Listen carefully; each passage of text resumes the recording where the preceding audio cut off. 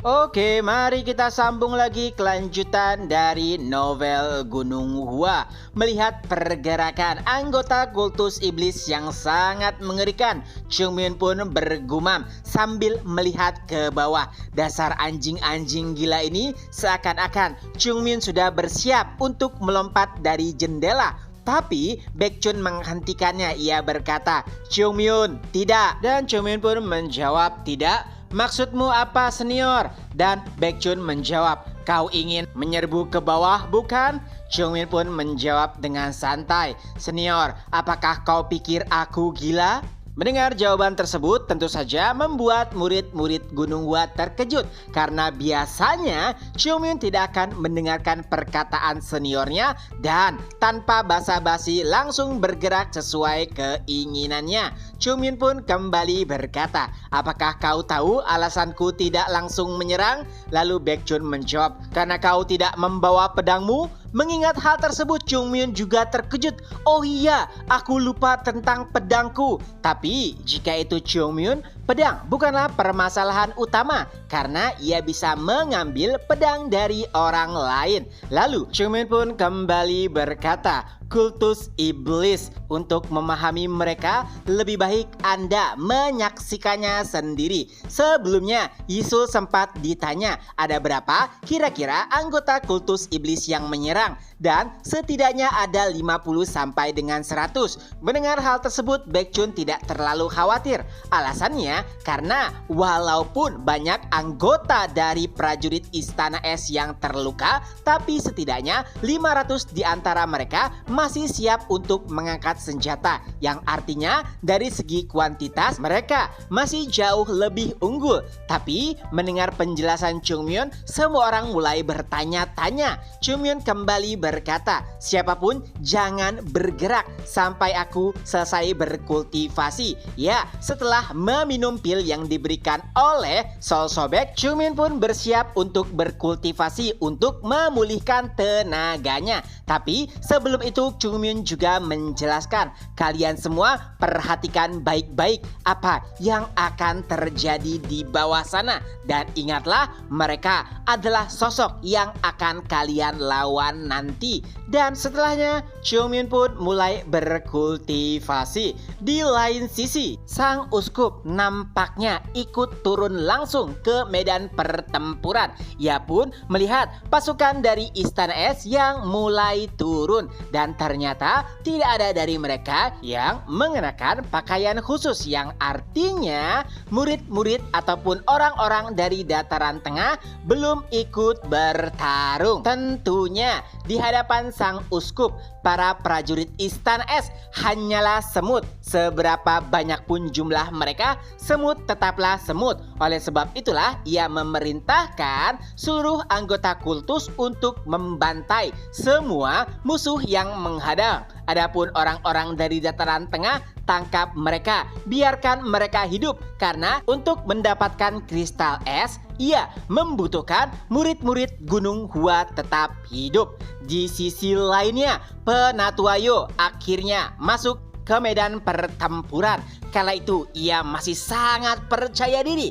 Bahkan di angan-angannya, jika sebelumnya ia bisa memobilisasi pasukan seperti ini, ia sangat yakin bisa menangkal serangan yang dilakukan oleh Sol Chun Sang dan juga anggota kultus yang bergabung dengannya. Oleh sebab itulah, dengan penuh percaya diri karena jumlah pasukannya yang sangat banyak, ia pun berkata kepada setiap prajurit yang baru saja memasuki medan pertempuran, "Kalian semua balaskan dendam dari Lord sebelumnya. Mereka yang membangkang dan juga menentang Istana Es harus ditangkap, dan siapapun yang melawan, hukum dan bunuh saja." Dengan penuh semangat, para prajurit pun menerima perintah dari Penatua Yo. Tapi sayangnya, kepercayaan diri mereka perlahan memudar. Tak kala mulai melawan anggota kultus.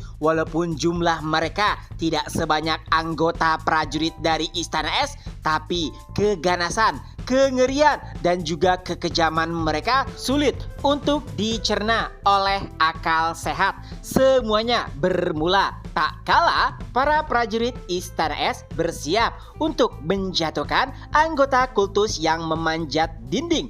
Tapi sesuatu yang aneh dan mengerikan mulai terjadi. Para prajurit Istana Es berusaha untuk menjatuhkan anggota kultus dengan senjata yang mereka miliki. Tapi anehnya anggota kultus sama sekali tidak takut. Mereka bahkan tersenyum. Dan setelahnya dengan senjata seperti cakar hitam yang ada di tangan mereka, anggota kultus pun mulai menggila. Ya, mereka memotong setiap pasukan Istana Es yang berusaha menghadang. Itu adalah pemandangan yang sangat mengerikan.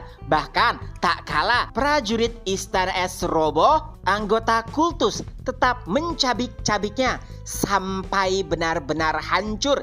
Itu adalah pemandangan yang mengerikan. Semangat prajurit Istana Es yang menyaksikan hal tersebut secara langsung memudar. Apalagi di tengah-tengah kegilaan tersebut, para anggota kultus berteriak, "Bunuh semua orang! Kebangkitan kembali iblis surgawi!" Dan neraka baru bagi Istana Es pun akhirnya dimulai. Para prajurit yang berada di garis depan berusaha untuk melarikan diri setelah melihat kengerian dari anggota kultus iblis. Tapi sayangnya karena formasi yang mereka gunakan, sulit bagi prajurit yang berada di garis depan untuk mundur.